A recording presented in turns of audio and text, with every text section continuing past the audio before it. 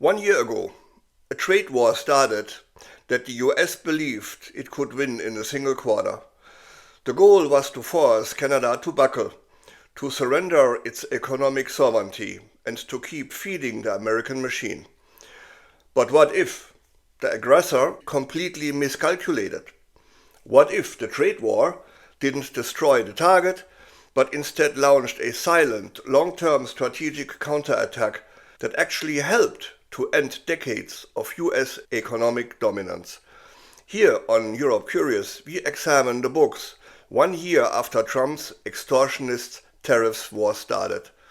Canada is standing stronger than ever, signing historic deals with the EU, India, China, while the US dollar is structurally collapsing, fueled by low-wage jobs and plunging confidence.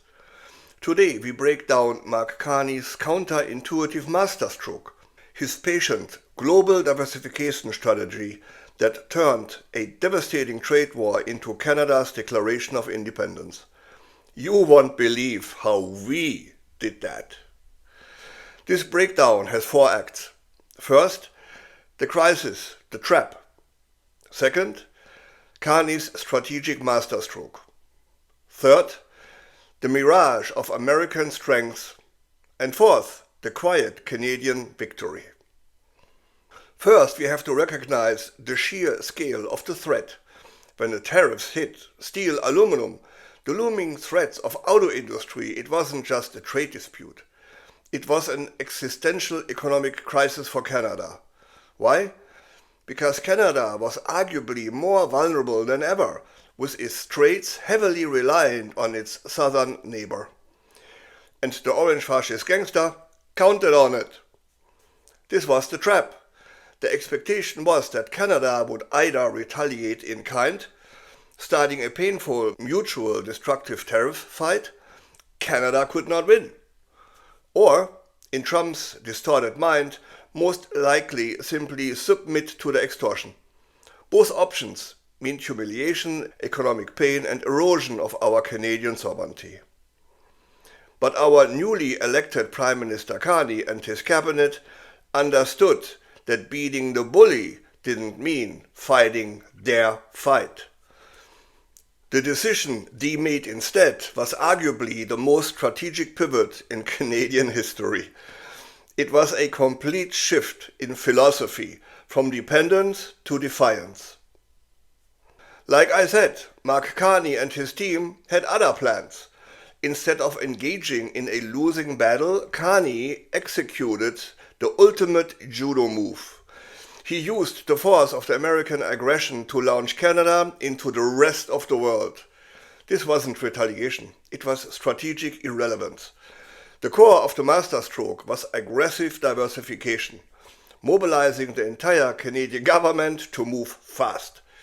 They weren't just looking for new buyers, they were forging deep, comprehensive trade security and defense agreements with partners who value stability, like India, China, and, most critical for us, the mighty European Union. This wasn't about short-term fixes. This long-term strategy had one explicit goal: to reduce Canada's dependence on an increasingly erratic and untrustworthy USA. Carney was betting that if Canada could stand alone, it could stand stronger, and the US would eventually pay the price for its own instability. And that is exactly what happened. The very moment Canada began this global pivot, the US was consumed by an illusion of strength. The headlines screamed record stock markets and low unemployment, but the numbers hid the toxic truth. We know now that the vast majority of new jobs, new US jobs, were low wage, precarious work with real wage growth lagging behind the crucial cost of living. Consumer confidence tanked, exposing an economic pessimism that defied the official statistics. This was a self-fulfilling downturn, taking its unpreventable toll. Worse yet, and consequently, the bedrock of American power, the US dollar, began its structural collapse.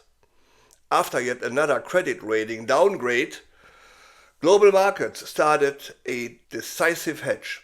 Against the euro, the Swiss franc, and the yen, the dollar saw a significant drop that signaled an irreversible structural shift. Between the massive deficit and the chaos of the trade war, global investors finally said, no more. Carney's strategy was right. While the US was distracted by tariffs, its own domestic house was crumbling. While the US media focuses on its internal chaos, Canada was securing its victory through a series of quiet yet powerful actions.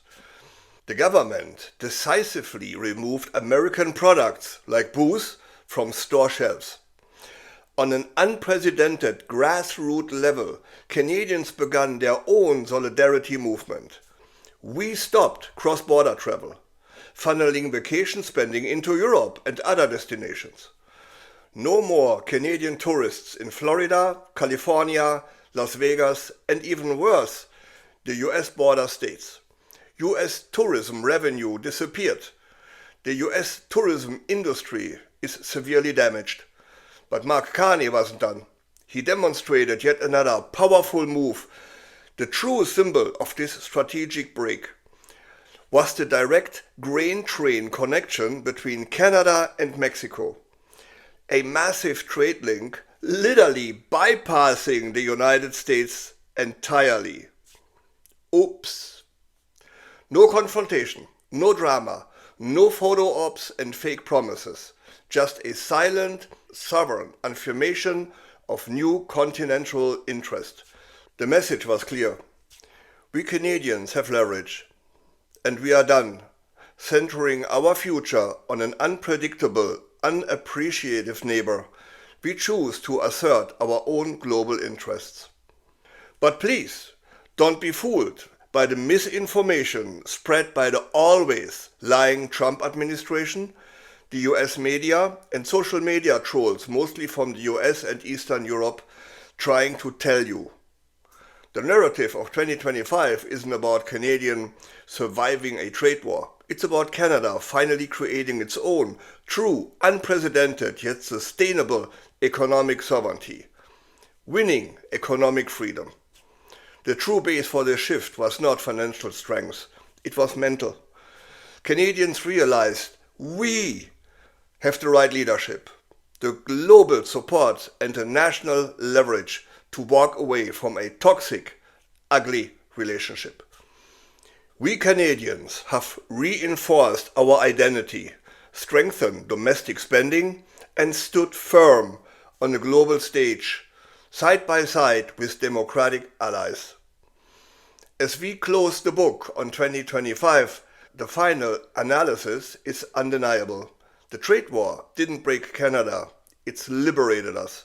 We should almost thank that orange idiot, because now our country is doubling down on its resilience and determination to remain absolutely and definitely true north, strong and free.